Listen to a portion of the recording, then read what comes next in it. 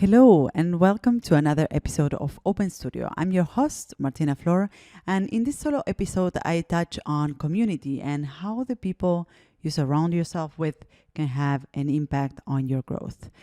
The communities I've been part of had a big influence on my career path and my decision making along the way. Based on my own personal experience, witnessing the impact it has had on the progress of my students, and after hearing the stories of thousands of artists I have interviewed on this podcast, I can confirm the people you surround yourself with are a powerful asset on your path as an artist. The right community will inspire you, propel you forward, and help you get faster to where you want to go. But how do you find it? In this episode, you will learn why your community is important and illustrate that with real life stories. I will give you a few steps you can follow to find a suitable one for you, one that supports you throughout your journey and that will cheer you on all along. Enjoy this episode about community. Hello again. I'm happy to be talking about community today and how the people you surround yourself with can have an impact on your growth and your success. Last week I shared my Thriving Artist Manifesto, or last episode I shared my Thriving Artist Manifesto. That's a project or a manifesto I've been working on for the past couple of years, and I share that with you and we discuss the topic of mindset. So if you haven't downloaded this manifesto yet, you can still do it. You can go to martinaflor.com/manifesto.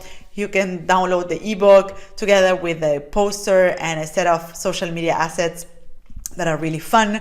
But essentially, this manifesto is a set of 12 proclamations that define the path and commitments that artists make today to thrive with their art, and they reveal against the status quo or the old narratives that dictated what an artist could and could not achieve, right? So last week's episode, because I was releasing this project or this ebook, I also touch on the topic of mindset, and together with a set of other tactics to work on your mindset, and together with discussing why a positive mindset or a thriving mindset is important, we touch on the topic of community and how the people you surround yourself with have a strong impact on the way you perceive yourself, on how you shape your beliefs and your thoughts around what you could achieve as an artist or what you could do with your art, right? And we also spoke about how these messages that we get from people around us for so many, or that we as artists have gotten from people around us, family, friends, media, teachers, these messages have shaped our beliefs around what we can achieve with our art, right? So the idea of the manifesto was to rewrite this story, rewrite this narrative, and write a narrative that is more aligned with how the world works today, and with a world where artists, if they have the right mindset, if they focus on possibilities, they have all the chances to succeed with their art. They have all the possibilities to create and shape their own businesses. There's never been a better moment to be an artist, and the Thriving Artist Manifesto is a little bit the condensation of those ideas, right? So before I get into the topic of community today, I want to invite you again to download the manifesto on martinaflor.com/manifesto. If you loved it, share it with other friends, artist friends, and invite them to join this new wave of artists that are laser focused on their success and creating the lives they want. So let's move on to why community is important. And I want to start with Jim Brown. You may know him already. He's a businessman and motivator, and he once said that you are the average of the 5 people you spend most of your time with. I repeat this. You are the average of the 5 people you spend most of your time with. And this is a very, very known quote. And it's something that actually makes a lot of sense. So those people that you spend the most time with are the people who influences you the most. And it happens often, like when you, or very often, the friends, the people you hang out with more often, you start looking alike. You start dressing or wearing the same similar clothes. You start kind of thinking the same way that they do, right? You start you become similar to them, right? And this is why this is such a, for me, it was such a mind-changing realization to realize, okay, wait, the people I'm actually hanging out with can have an impact on the way I think and the beliefs I have, right? So at some point in my life, I started really paying attention on what was the people I was hanging out with, and what was I getting from them, right? Because this sounds a little bit like I was trying to get something out of them, but what was the vibe that I was getting from them, and what were they, whether they were adding something to my life or not, right? So what I can say is that, or my own experience with community was that when I moved to Berlin, one of the first things I did was to join a community of type designers. So when I moved to Berlin, if you don't know my story, when I moved to Berlin to start essentially to start working as a lettering artist. I wanted to work as a lettering artist, and I thought that Berlin would give me a good container for that new stage in my life, right? So when I moved to Berlin, I found a community of letter designers. Berlin is known, or is one of the cities with the most dense community of type designers. There's in the city, there's around 50 type foundries or something like this, or 50 type designers living in the city, which is a lot, being such a small niche. It's a lot. And I moved here when I moved here, I joined the meetups of this community. And I have to say that I didn't do it, I didn't do it consciously at that time. It wasn't really a conscious decision to join a community with a certain purpose. I thought, well, I have no friends, so this is the people, I don't know anyone in the city. I was new to the city. I have no friends here. So this was a way of finding a connection point with some people, right? So I thought, okay, they like typography like I do, I will join this community, right? So, and looking back now, I feel that joining that community had such a strong impact on my achievements as a lettering artist, because I was joining a room full of people that were making a living with letter design, and that was already a great model for me. I thought, if they can do it, I can do it as well, and they're doing it already, so why not me, right? And joining that community really gave me a sense of I can totally get this done. It was also very useful in terms of understanding where I stood with my work, because they noticed me, they acknowledged me, they pointed out at the particularities about my work, right? And then I started noticing, hey, there's something unique about my work, and this really gave me a sense of purpose, a motivation, and the fact that they were also doing great work sort of kept me accountable for striving for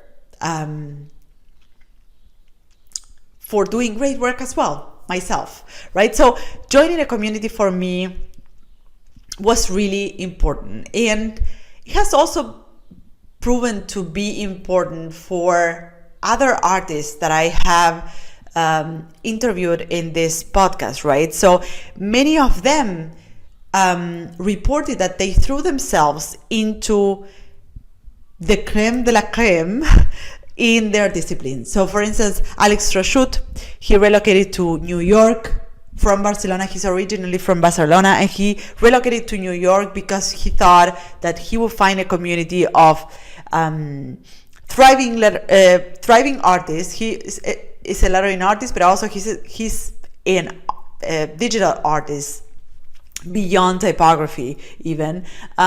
So he moved to New York to throw himself into this market, but also this community, right?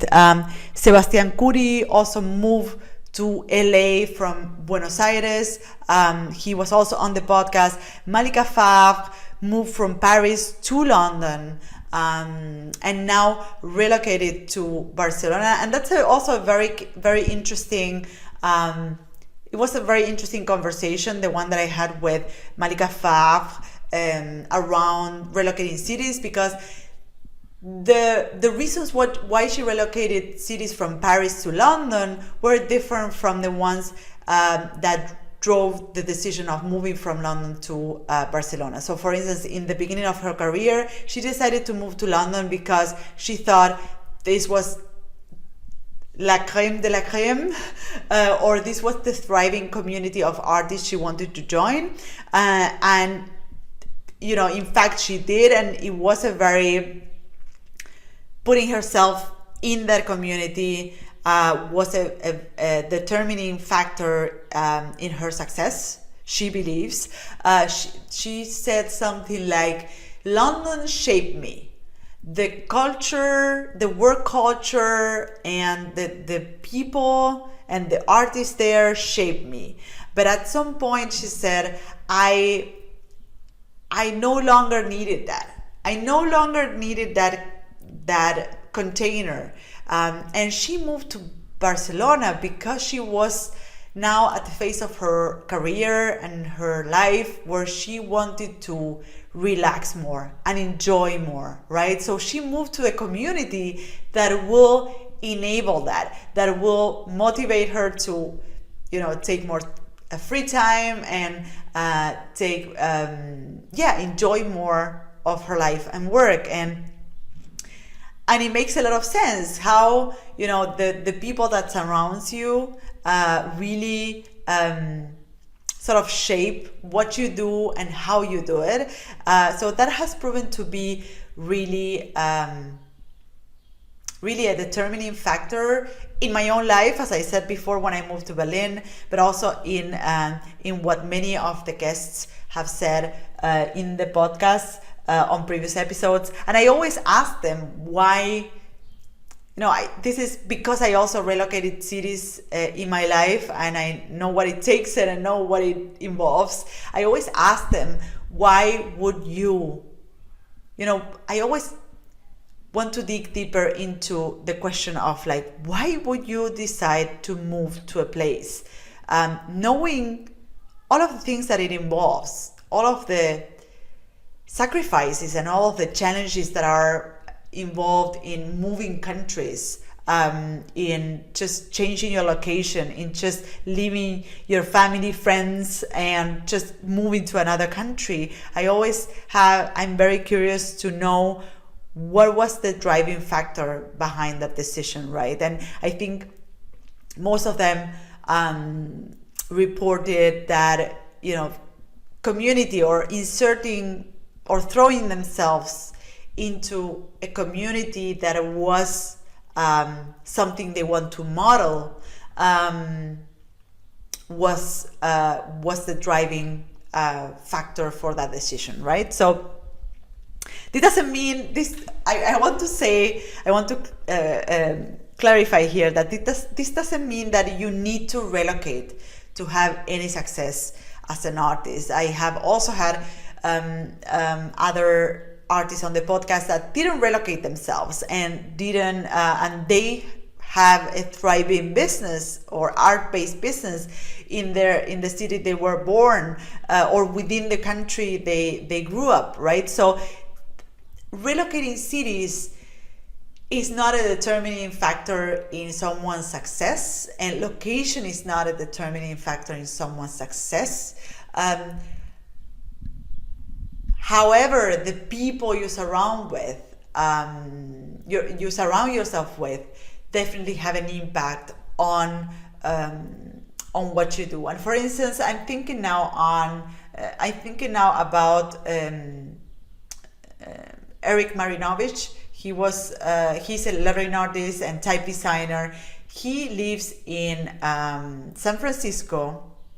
I believe he wasn't born in San Francisco. I don't remember now exactly, but he still lives in the US. And he still, during that podcast episode, he spoke about community and how community was really important for him to kick off his career, right? And how by him starting a group or getting together with a group of friends that were type freaks and they were really in love with typography and lettering, they started a project, they motivated each other, and that project really kick-started his career. And this is just, I'm mentioning this just an example of someone that has not relocated cities, but has found a community of friends, because he really had a group of 5 friends that started a project together. Friends of Type is called that project, and that project, that side project, really kicked off his career and the career of his friends in the area of lettering and type design. So community can take many shapes. Not only it doesn't necessarily require you to move countries and relocate cities, but it does make, or let's say the people you're surrounding yourself with does have an impact on the things you do, the way you think about yourself, the things you strive for, right? So speaking about the people you surround yourself with, I would like to speak about the concept of like-minded people. We often say, like, look for like-minded people or surround yourself with like-minded people. But the fact is that, or I always rebel myself against the concept of like-minded people, because I think that the people that thinks like you confirms the things that you have been saying yourself, and they don't challenge your beliefs and the things that that you think or the things that you operate through.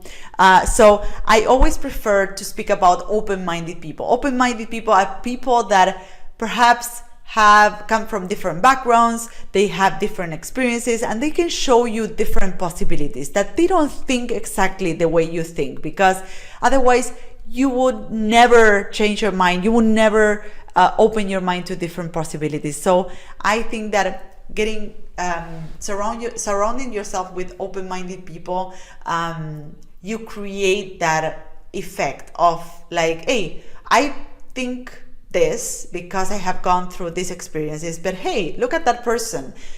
They come from a different background, they have had different experiences, and they have had those results. So, there's not just one formula to do something. And I think this is a very a much better mindset in terms of looking for a community to surround yourself with. Look for open-minded people instead of like-minded people. And I see this happening in my programs, and I actually promote this in my programs. I love that within my academy, the programs are very international. Not only the lettering seminar, which is my signature program in lettering or in hand lettering, but also in my group coaching program, Live Now. We have students and members from really all over the world, like a very international roster of artists who join these programs. And this really makes a difference on how participants challenge their beliefs and also and how they open themselves to new cultures, to new ways of seeing things, right? And I feel that this is really an asset. The fact that the community is so international and so varied, it really brings on the table a lot of value, right? Now, for instance, last year on our group coaching program, Live Now, we had members from the US, from Canada, from Mexico, from Colombia, from Germany, from Australia. I don't want to forget anyone, from the UK, from Argentina, from Brazil. We had so many different perspectives. Every time we had a coaching call, we had so many different perspectives on a certain topic, and that was really enriching for the conversations, for the things we worked through. And because they were coming from different, or they were living in different countries, and they were in certain different economies, and they had a different upbringing, you would think that the members were not compatible, or that they will come into fights, or that they wouldn't agree with each other. But I would say the opposite, that because they had such a different set of experiences, they were challenging each other often, and they were kind of challenging the beliefs they had around something that perhaps was built through their experiences in their own culture or in their own country, and because other members had other experiences in their own country, they were challenging each other in terms of what they could achieve, or assumptions they had done in the past. So the fact that they were that it was a very international group was really was enriching the program, and overall it continues to enrich our programs. Furthermore, they have created such a strong bond, so many of the members continue being best buddies and having accountability calls organized by themselves. They continue meeting on Zoom calls to check on each other and see how they are going, despite they have time differences, despite they live in a different time zone, but they find ways of coming together. And that this has really been a very important factor for their success, right? So I want to tell you also that our group coaching program that I've been speaking about throughout the podcast, Live Now, is opening registrations at the end of the month of June.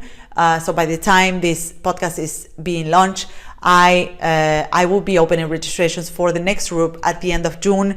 And we will be taking, like every year, we will be taking a limited number of members into the program. If you are interested in joining us in this edition, you should jump in the waiting list, because we give priority access to those that are on the waiting list. We have already many members, or many people or aspiring members on the waiting list. So if you're interested in starting your business or your art practice this year, and if you need support along the way, or if you're already freelancing and you want to get better results and grow your business, I would definitely recommend to join the waiting list and to join us on this year's group coaching program, Live Now. So what we do there is that we go through, we work together for 4 months with trainings, with accountability calls, with coaching calls, with a community, private community platform. And I would say that our community is a strong asset and a strong tool for for the success of our members. And this is why I'm creating actually this podcast around community, because I keep being surprised of how community has an impact of the success of our students. On this program, specifically the Live Now program, it has been amazing how the community, or this is what the students have reported. Again, not students but members, but this is what the members have reported, that the community is priceless, and they have not only created a network of artists that support them, but also they have made friends and people that keeps them accountable in their journey. So again, if you want to join this year's program, jump on the waiting list on maketheleapnow.com. There's a sign up form, and I will send you notifications when registrations are open.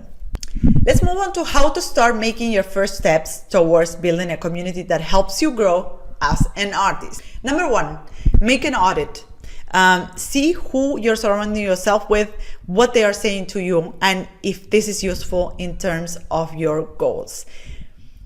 Number two, notice who is the people you want to keep. Kind of identify the people that are really the people you want to have around, the people that are, possibility driven, that are a positive influence, that are really bringing something into your life, right? And a little caveat here, this is a very personal decision, and I know it's not an easy one to make because, you may have family members that are involved, or that you notice that, hey, maybe they're not such a good influence, or they're not really helping me on my journey. And at least it is important that you understand, or you can see what's happening and kind of putting a label on it and understand, or not let those messages worn out your confidence, right? So as long as you can identify it, you don't need to take them out of your life, but at least identifying that this is happening, it's already a lot, right? Number three, look for a community of diverse, forward-looking people. And this is not a community with people that are on your same journey, right? So when I speak about community of open-minded people, I speak about people that is like not any community of just people that gets together on your neighborhood or whatever, which you can join as well. But in terms of, pushing your career forward, join people that are on your same journey, right? People that are, if you're starting your business, join a community of people that are starting their business or are working on their business, right? So you need to find a community that are, they are speaking about the same topic, or they are focused on the same topic, right? Now, you have to get out of your comfort zone. That means that you will have to make an investment. Just because you join a Facebook group and you get the notifications doesn't mean that you will get, this will have an impact in your life, right? So the idea is that you get involved in this community, that you invest time, that you are invested in that community. And I see that happening with the members of my coaching program, that because they join the program, they are invested in it. They make it a time, but also a money investment, and therefore this acts as an accountability tool, right? So I made this step of investing in this program, of investing my time. So now I'm gonna be invested in this community in making this happen, right? So look for a community of open-minded people, but also invest yourself in it. So just by joining that community, you won't see many results, but you need to be active and be there, right? So again, how to start making your first steps towards building a community of open-minded people around you. Number one, make an audit. See what is the people that you're surrounding yourself with. Second, notice filter out the people that you don't want to be around. And kind of put tags on the people that you notice that are not being a really positive influence in whatever goal you want to achieve, right? So, and number three, look for a community of open-minded people and invest yourself in it. The more you give in, the more you get out. So I hope this podcast around community was useful for you, that you have noticed how surrounding yourself with the right people can have an impact on your success and achieving your goals. And I hope these tactics help you find or give you some hints on how to find or where to find open-minded people that can support you throughout your journey. Thank you so much for listening again, and see you on the next episode of Open Studio. Bye-bye. So this is it. I hope you loved this episode. You can find me, the host of the show, on social networks at Martina Flor on Instagram, Twitter, and Facebook. If you have a question or comments, go to martinaflor.com/podcast, where you can see previous episodes, find show notes, and send voice memos with your comments and questions. You can also watch these episodes on YouTube. Just go to martinaflor.com/YouTube to find them. You can, of course, listen to all our episodes on your favorite podcast platform. If you loved this episode, subscribe to this podcast. And if you leave us a review, it will help others find us. Thank you all for listening, and see you in the next episode of Martina Flor's Open Studio. Bye-bye.